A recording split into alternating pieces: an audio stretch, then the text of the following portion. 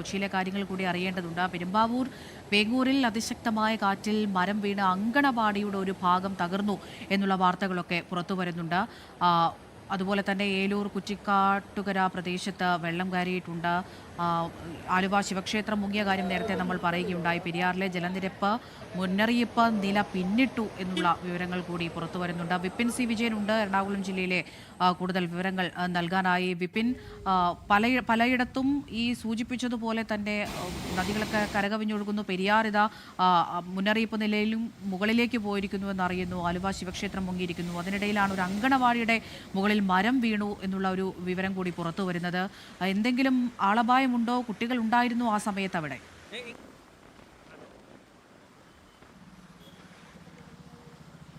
അമൃത, ആ സമയത്ത് കുട്ടികളും അവിടുത്തെ ജീവനക്കാരും ഉണ്ടായിരുന്നു. ഈ വേങ്ങൂരിലാണ് അങ്കനവാടിക്ക് മുകളിലേക്ക് മരം വീണ് ഒരു അപകടം ഉണ്ടായിരിക്കുന്നത്. പക്ഷേ കുട്ടികൾക്കോ അല്ലെങ്കിൽ ജീവനക്കാർക്കോ ആർക്കും തന്നെ പരിക്കുണ്ടായിട്ടില്ല. ഒരു ചുഴലിക്കാറ്റിന് സമാനമായിട്ടുള്ള സാഹചര്യമായിരുന്നു അല്പസമയം മുൻപ് ഈ പെരുമ്പാവൂർ വേങ്ങൂർ എന്നുള്ള പ്രദേശത്ത് ഉണ്ടായത്.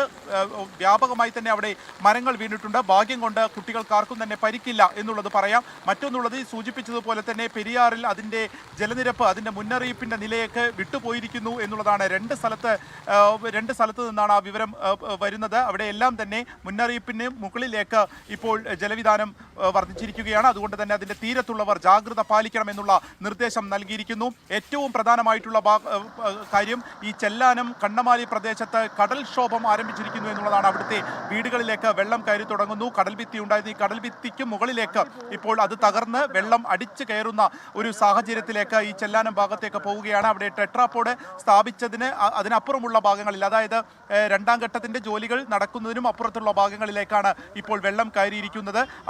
അല്പസമയം മുൻപാണ് ഈ ഒരു കടൽക്ഷോഭം ആരംഭിച്ചിരിക്കുന്നത്. അത് ഒരു പക്ഷേ രാത്രി വർദ്ധിക്കാനുള്ള സാഹചര്യമുണ്ട്. അതുകൊണ്ട് തന്നെ കുടുംബങ്ങളെ എത്രയും വേഗം അവിടെ നിന്നും ക്യാമ്പുകളിലേക്ക് മാറ്റേണ്ട ഒരു സ്ഥിതി ഉണ്ട് എന്നുള്ളത് തന്നെയാണ് എടുത്തു പറയേണ്ടത്. ഏലൂർ ഭാഗത്തും വെള്ളം കയറി തുടങ്ങുന്നു. അവിടുത്തെ 4 കുടുംബങ്ങളെ ഇതിനോടകം തന്നെ മാറ്റിയിട്ടുണ്ട്. ആലുവ, മണപ്പുറത്ത് ഇതിനോടകം തന്നെ ശിവക്ഷേത്രം വെള്ളത്തിൽ മുങ്ങിയിരിക്കുകയാണ്. അത് കാണുന്നതിന് വേണ്ടി അവിടുത്തെ ഒരു നടപ്പാതയുണ്ടായിരുന്നു. ഈ നടപ്പാതയിൽ കൂടുതൽ ആളുകൾ വന്ന് നിൽക്കുന്നത് മറ്റൊരു അപകടത്തിന് സാധ്യതയുണ്ട് എന്നുള്ളത് കണക്കാക്കിക്കൊണ്ട് തന്നെ ഈ നടപ്പാത ഇപ്പോൾ പോലീസ് പൂർണ്ണമായും അടച്ചിരിക്കുന്നു എന്നുള്ളതാണ്. പ്രധാനമായും എല്ലാ ആറുകളിലും വെള്ളം വർദ്ധിച്ചുകൊണ്ടിരിക്കുകയാണ്. ജലവിധാനം കൂടിക്കൊണ്ടിരിക്കുകയാണ്. ഈ ഒരു സാഹചര്യത്തിൽ അടുത്തുള്ള പ്രദേശങ്ങളിലേക്ക് ആകെ വെള്ളം കയറുന്നു എന്നുള്ളതാണ്. അത് റോഡുകളിലേക്കാകട്ടെ വീടുകളിലേക്കാകട്ടെ വെള്ളം കൂടുന്നു എന്നുള്ളതാണ് എറണാകുളത്തെ എടുത്തു പറയേണ്ട സാഹചര്യം. അത് ഇപ്പോഴും തുടരുകയാണ്. മൂടിക്കെട്ടിയ അന്തരീക്ഷത്തിന് കുറവില്ല. ഇപ്പോഴും ചാറ്റൽ മഴ തുടർന്നുകൊണ്ടിരിക്കുകയുമാണ്. അമൃത, എറണാകുളത്തും എല്ലായിടത്തും മഴ ശക്തമാകുന്ന കാഴ്ചകൾ തന്നെയാണ് കാണാൻ കഴിയുന്നത്. പെരുമ്പാവൂർ വേങ്ങൂരിലാണ് അതിശക്തമായ കാറ്റിൽ മരം വീണ അങ്കണവാടിയുടെ ഒരു ഭാഗം തകർന്നത്. അതുപോലെ ഏലൂർ കുറ്റിക്കാട്ടുകര പ്രദേശത്ത് വെള്ളം കയറിയിട്ടുണ്ട്. പെരിയാറിലെ ജലനിരപ്പ് മുന്നറിയിപ്പ് നില പിന്നിട്ടിട്ടുണ്ട്. അതുപോലെ അത്തരത്തിലുള്ള വാർത്തകളാണ് ഇപ്പോൾ പുറത്തു വരുന്നത്. അതുപോലെ കാസർഗോഡ് നിന്ന് ഇപ്പോൾ അറിയുന്നത് ചിറ്റാരിക്കലിൽ ഉരുൾപൊട്ടൽ ഉണ്ടായി എന്നാണ്. തയ്യേനി വായിക്കാനത്താണ് ഉരുൾപൊട്ടിയത്. ആ പ്രദേശത്ത് നല്ല മലവെള്ളപ്പാച്ചിലുമുണ്ട്. ആളപായം ഇല്ല എന്നുള്ളത് ആശ്വാസകരമായ ഒരു കാര്യം തന്നെയാണ്. അതുപോലെ